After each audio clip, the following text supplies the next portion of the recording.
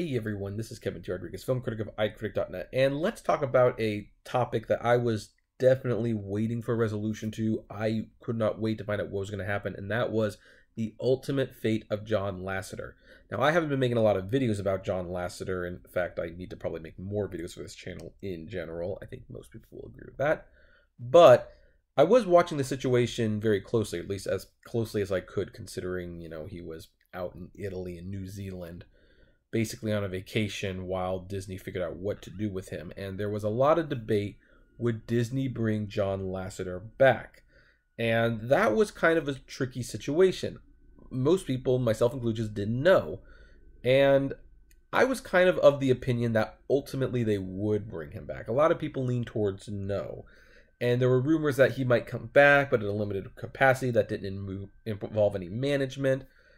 And apparently it gained enough credibility that animators in Pixar and Disney even started the hashtag #LoseLasseter, which gained enough transaction for me to see it trending on Twitter, but I don't know how many people were actually aware of it. Well, we found out today that Lasseter will indeed be leaving Disney at the end of the year, December 31st, 2018.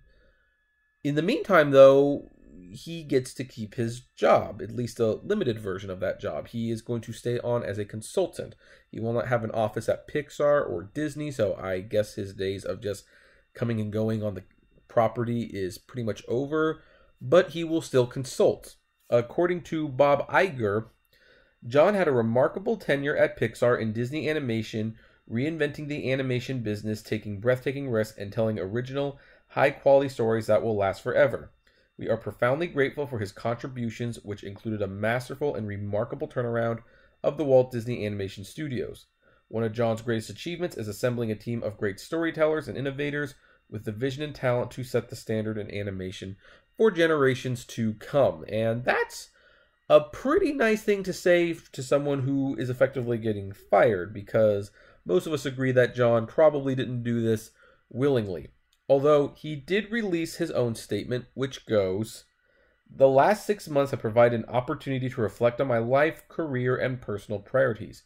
While I remain dedicated to the art of animation and inspired by the creative talent at Pixar and Disney, I have decided the end of the year is the right time to begin focusing on new creative challenges. I am extremely proud of what the two of the most important and prolific animation studios have achieved under my leadership, and I'm grateful for all the opportunities to follow my creative passion at Disney." And I mean, personally, I think that he's kind of being forced out. I don't doubt he's being forced out. I mean, I will give him the benefit of the doubt. Maybe he did do some soul searching. Maybe he realized Pixar, when he comes back, is not going to be the Pixar it was before for a myriad of different reasons, and decided, maybe it's time to move on. I'm John Lasseter. I'm 61. I've got millions of dollars. I don't need any more money. I don't need to do anything else. And he could just be moving on voluntarily. And there is enough to at least suggest that, because some people have asked, if Disney truly wanted to fire him, why didn't they just fire him? And why did Bob Iger have such kind parting words? And we might not ever really know unless one of them breaks the silence somewhere down the line. But I've got at least a little bit of a theory. Partially, I think, because of how much stake Lasseter has, there's going to be like a gentleman's agreement between him and Iger so that Lasseter walks away looking as good as possible. He's probably going to get a nice little retirement severance package, and by walking away willingly, everything can be clean and free. Like, no need to, you can wash your hands of it and get out of there. But then why a whole year down the road, or close to a whole year down the road? Why not be in a few months or something? Why even put up a charade? And I think the honest answer is the most likely answer. I don't think there is a charade. Because keep in mind, Disney right now only has a few projects in development. They've got Wreck-It Ralph 2, Zootopia 2, and Frozen 2. All of which are... Oh, and Toy Story 4 at, Pixar. But most of those projects are trugging along, and I don't know what new projects they have. So I think this is kind of a win-win situation for everyone, because Lasseter gets to retire with a good recommendation from his old boss and on top of his game.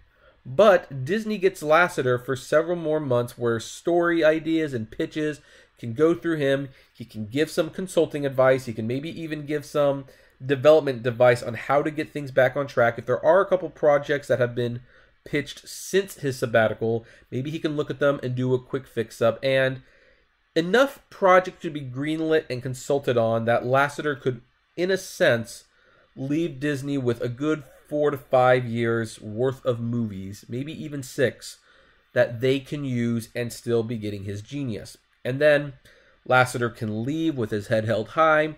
And at that point, DreamWorks or Netflix or someone will probably pick him up, because here's the thing. It is John Lasseter we're talking about. People want to act like, well, he's sick just like the other men. No. This is Hollywood. And money talks.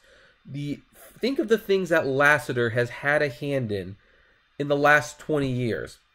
Toy Story, director-creator. Bugs Life, director-creator. Producer of Finding Nemo. He created Cars, and even though the movies are not themselves wildly successful, the toys, oh my gosh, the toy sales, so many people would kill to have a franchise like Cars. Can you imagine if someone hired John Lasseter and he could do the same thing with trains, which apparently he's been mulling about for a very long time? He was the one who made the recommendations to Frozen's crew.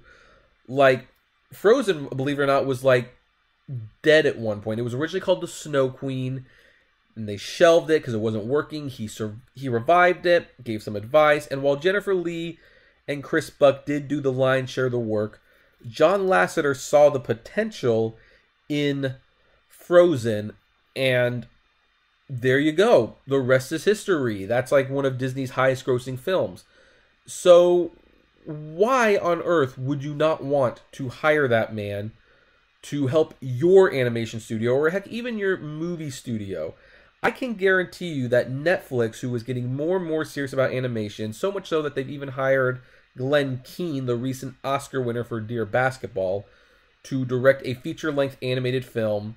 Well, Lasseter would be very much well at home with Netflix. He could develop properties, and if Netflix can have an animated movie where, because they're not worried about the box office either, they really aren't. They're worried about the subscribers, and hey, if you can get some kids' films and sell a bunch of toys, Netflix can really claim to be worth more than Disney. So I think Lasseter will be fine. This isn't just another employee, and I mean, this isn't even like Kevin Spacey or Bill Cosby, who are essentially just actors.